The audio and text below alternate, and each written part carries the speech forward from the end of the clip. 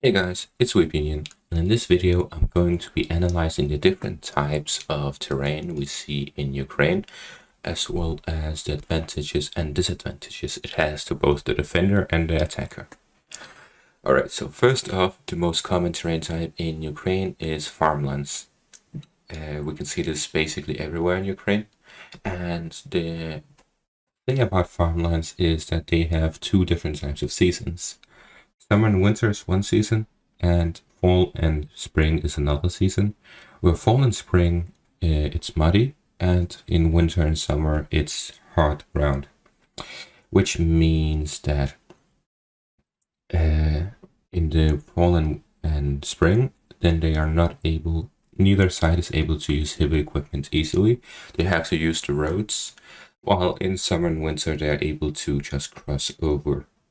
Now, the thing about farmlands is that they are mostly flat and easily with a good view. If you're standing here, you were able to see to this village and possibly this one as well. While if it was a forested area, you wouldn't even be able to connect these two villages. So this gives it the advantage to artillery and tanks on either side. For the defenders, if they're able to find a simple patch of forest, they're able to sit on that, and then with that have a range to measure distance. These 5 kilometers.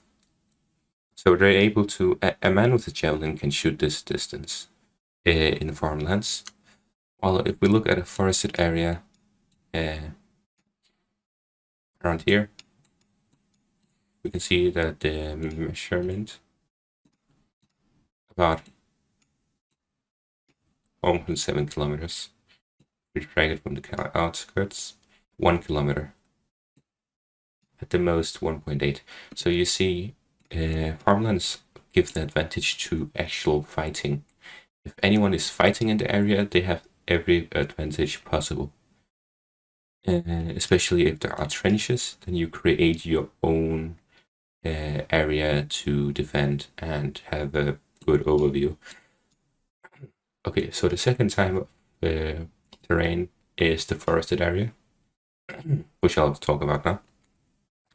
The forests are very dense in some parts of the country, and other parts they are just small patches connected with each other.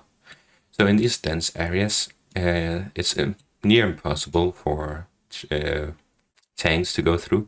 There are these areas everywhere that is man-made that allow the tanks and heavy equipment to go through. However, it's most likely heavily mined, so they have to do a counter mining operation before they're able to travel with heavy equipment through forests. Other than that, well, try to spot the soldier here. That's right, you can't. So this is advantageous to the defenders in every way possible. There's no advantage to the attacker, as the defender is the one who's standing in his area and he has to protect where he sits, while the attacker has to go walk through and be ambushed at every point. Now, saying that there's no advantage whatsoever to the attacker is false, because if the attacker is on a sabotage mission or is there to ambush, that's going to enemy territory to do so, then he has the advantage as he can walk through these patches of forest and find important equipment. However, again, they have to walk through, which means that they can get ambushed themselves. So that's about forests. Then there are two more that are very similar, rivers and valleys, which Ukraine is also filled with. First with rivers are anywhere between a few kilometers wide to just a few hundred meters, if not more. This creates the issue for the attacker, as they are the ones who have to pass through these, while the defender can just sit on one bank and wait for the enemy to try to cross. Having to cross 800 meters, 900 meters of water is very difficult for the attacker, as the defender can just sit on the other bank, and as they're crossing, they cannot fire back. So they need some kind of cover fire to be able to cross. But at the same time, if the enemy just destroys the bridge that they create or the bridge that they use, then all the army equipment that is on the bridge is going to be cut off. If half the equipment is already passed and the bridge is cut off, then the army is split in two, and that creates the numerical advantage for the defender. So this is the most dangerous terrain for the attacker and the easiest terrain for the defender. Finally, the valleys.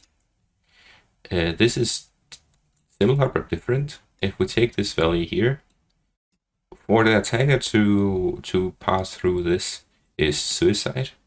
As you can see, there's a height of 80 meters here, and height of 140 meters, height of 200 meters or 180. So there's about 100 meters this difference, or 50 to 100 meters difference between the bottom of this ravine or valley to the top of it.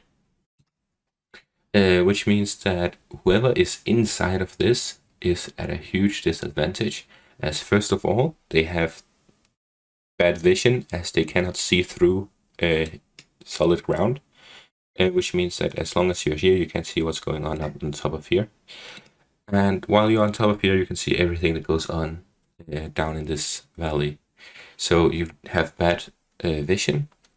You also are stretched thin as you have to walk through it. You cannot walk side by side like on top of here. And if you look at any army positioning, you can see that they always walk side by side. That way they can engage the enemy at the same time. There are some ahead and some behind, mostly scouts, and behind the officers and control, and anti-air as well. So in this situation, we see that valleys are incredibly good, advantageous for the defenders, as they can just, for example, sit on this part and advance, and the attackers have to advance. They'll either have to go all the way around, or they will have to walk through a valley, which is suicide, unless the defenders don't have any weapons. So yeah, most of these terrains are incredibly advantageous for the attackers. That means the one that's most leveled is the farmlands, which the Russians are lucky that most of Ukraine consists of, as long as you're in the south, which is why we saw all of the advances in the south being so steady and quick at the start of the war, while at the start of the war the advances in the north were very held back and never actually established a good foothold.